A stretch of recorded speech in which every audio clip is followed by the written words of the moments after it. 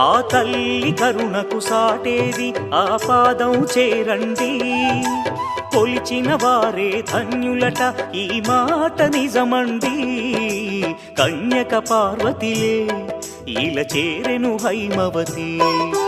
కోరికలే తీరునులే కరుణామయి వాసవి. మునులు తెలుపగా కుసుమ శ్రేష్ఠుడు పుత్రకామేష్టి జరిపించే. తల్లి శార్వాణి దయతో అతనికి కన్యక కలిగెనయా. శివుడే కరుణతో వైశ్యకులముకు వరాలిచ్చి దీవించెనయా. ప్రతి వైశ్యుడిలో కార్యదక్షత ఆ శివ కరుణేగా.